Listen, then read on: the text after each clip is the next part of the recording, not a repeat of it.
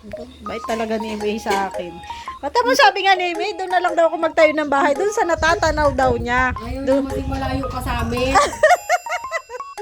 doon daw sa natatanaw niya. Hindi sanay daw.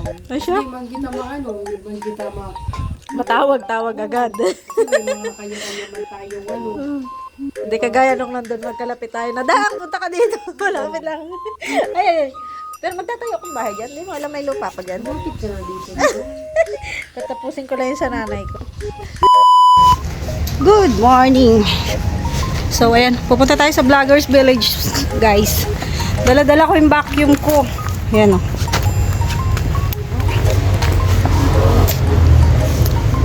Dala-dala ko yung vacuum ko kasi hinihiram to ni Maria. Maglilinis siguro siya dun sa bahay niya. Mas maganda kasi talaga kapag ibabacuum para tanggal na tanggal yung alikabok. Mabigat nga lang to kasi malaki. Naglalakad ako kasi dadaan ako doon sa pinagpapakash outan ko kasi magpapakash out muna ako.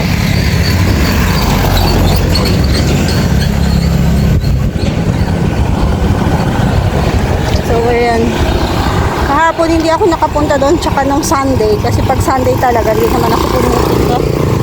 Hindi ako live selling.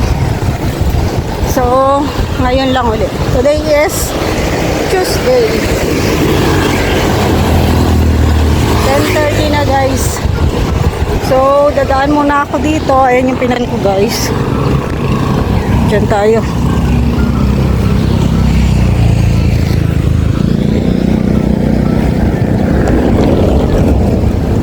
Tawid tayo.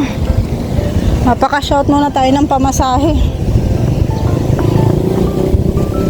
Para may pamasahe.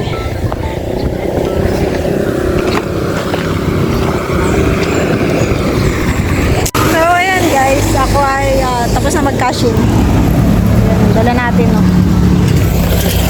Hihintay na lang tayo ng tricycle dito. Para tayo ay diretso na sa Alawihaw. Grabe init guys, so summer na.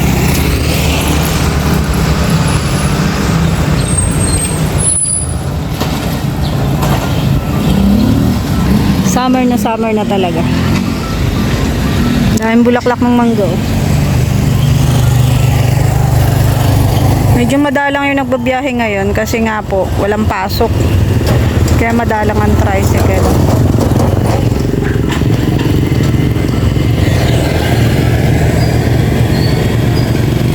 Ay sus, wala na naman pala akong dalang payong. Tapos wala rin akong dalang jacket ko. Ako nakalimutan ko guys. Malayo naman akong babalik pa ako. Sobrang init na naman.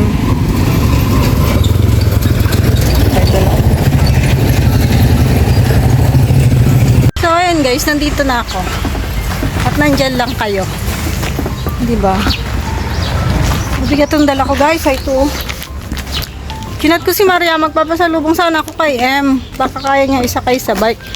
Kaso hindi pa nakikita. So mapipilitan tayo na maglakad. At bitbitin to. Medyo malayo-layo din. At napakainit ng panahon. Pero sige lang. Carry lang. Sana may makita tayong pwede nating pakisakayan. Para makikisakay tayo guys. Nagawa na dito ng bahay.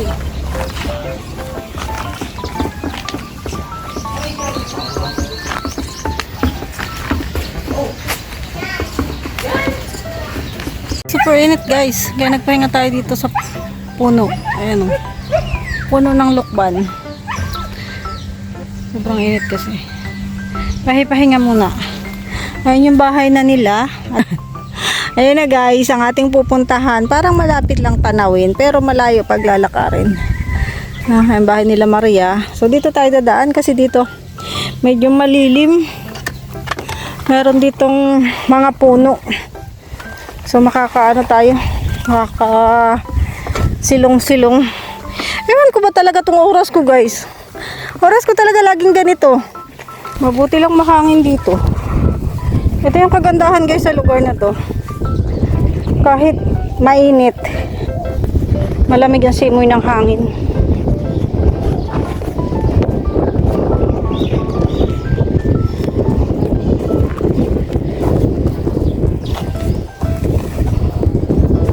nakakasabay talaga sa init ng baka. Ano guys, tingnan nyo yung baka doon. Oh.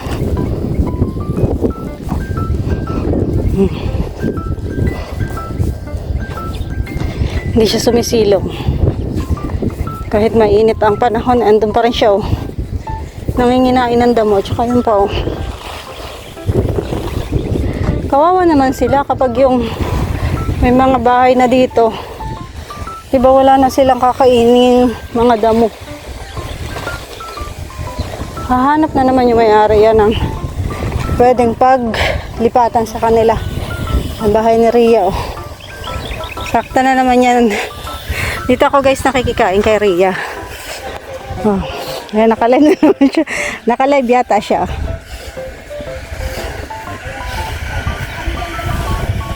Diba? Diba sabi ko sa'yo, sakto talaga tanghalian ako dadating dito. Ano, sinulilinisan mo? Kay Maria, hinihiram to. Ah, maglilinis na pala siya. Tapos dito na lang to kasi malinis na kay ano. Kay Mr. J. Mr. J. Oo. Tapos kung malinis ka dun, edi. Dali na lang kay Maria yan. Oo, dadaling ko dun. Diyan sa kanya. Kay Maria, hinihiram yan. Hindi, maglinis siguro siya dyan sa bahay niya. Naglilipat na ay. Nalipat na yata siya. Doon ko to sa bahay niya. Kaya hindi ka nakaabot ang merienda namin. Bakit ano merienda niya? Sana all. Ang bagal ko kasi ano talaga, daling ko muna to doon ay. Dali mo muna doon. Ano mo? Babalik man ako. Diyan lang muna yan. May tao ba dito?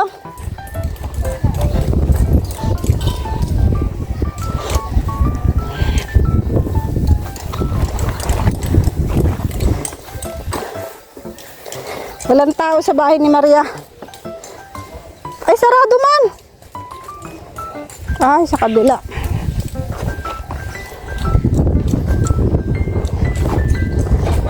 Nasaan ang tao dyan?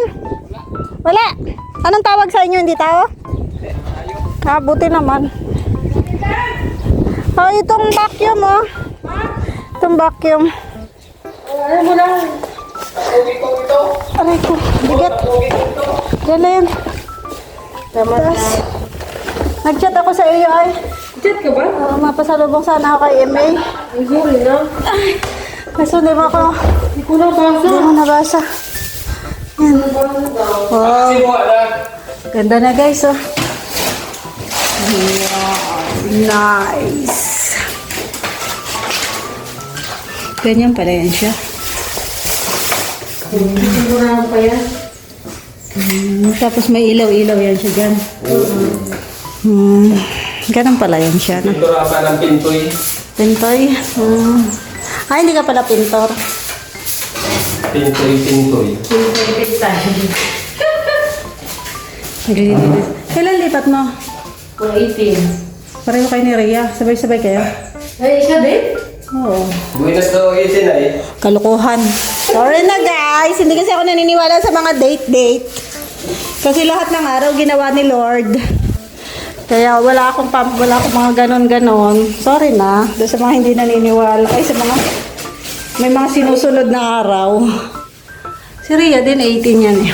Nakita ko guys sa taas ni Maria. May ano na oh. Pag nakabila ka na dyan, Mura na. mababay ko na to. Ay, maganda pala to guys. Nilagyan na. Tapos, oh, may ganito na pala siya. Ito lang tayo, kanya ko napatos. Hindi pa pala tapos. Ay, see, inarangan pala yun doon. Yun yung mga angat-angat dati guys. Inarangan, may harang pala yun. Nilagyan ng plywood. Ayan. Tapos, binil. Binil ang inilagay dito guys. Binil siya. Ha? No? Okay na guys. Malapit na sila makalipat. Ang konti na lang to. Yung mga gilid-gilid na lang. Ilagyan ng binil. Yun. May tambayan na kanyang mga anak tulugan. Marami talagang alikabok. Kailangan vacuuming.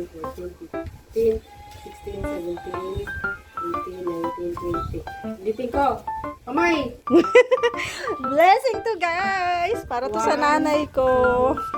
3, 4, 5, 6, 7, 8, 9, 10, 11, 12, 13, 14, 15, 16, 17, 18, 19, 20. Wow! Thank you so much, sis.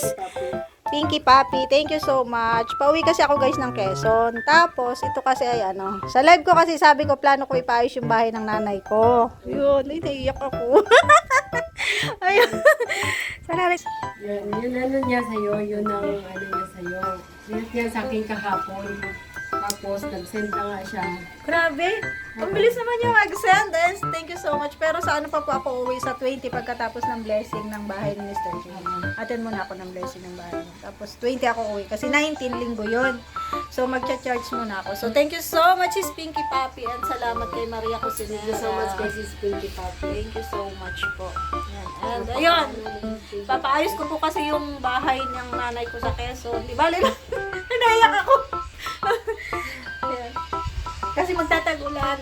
Iniisip ko kasi yung nanay ko na nag-iisa lang kasi yun doon. Ang plano ko kasi ano, ang plano ko yung bahay, ipapagiba ko, tapos ilalapit ko na lang sa kusina. Kasi, alam mo naman doon sa amin na iba yung kusina, yung magkakano siya, magkakahiwalay. Years of joy yan daw.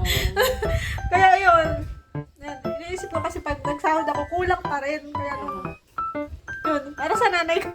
Hindi ito alam ng nanay ko na yun yung plano ko. Pag uwi ko, sabi ko lang uuwi ako, pero plano ko talaga na ipaayos yung bahay niya. Kaya hindi ko po inuuna yung sarili ko. Kasi magtatago lang. Tsaka yung nanay ko kasi ayaw nun umalis doon. Kahit sabihin namin na lumipat sa kapatid ko or lumipat sa akin. Dito doon.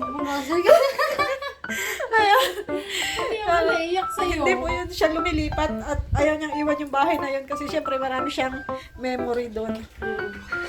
Marami siyang memory. Nag-iisa nga lang siya doon. Kaya yun, gusto ko pong ipaayos, tapos ilalapit ko siya sa kusina, ilalapit ko sa CR para pag hindi na siya lalabas. Iyak talaga ako. Tingnan nyo guys, pinagsandok pa ako ni MA. At pinapakain ako. Tapos yung mama niya, hindi niya hinahinan at malaki na daw. Malaki ka na daw naman. Kaya yan, ako na lang daw. Bait talaga ni MA sa akin. Matapos sabi nga ni MA, doon na lang daw ako magtayo ng bahay. Doon sa natatanaw daw niya. Ayaw niya kasi malayo pa sa amin.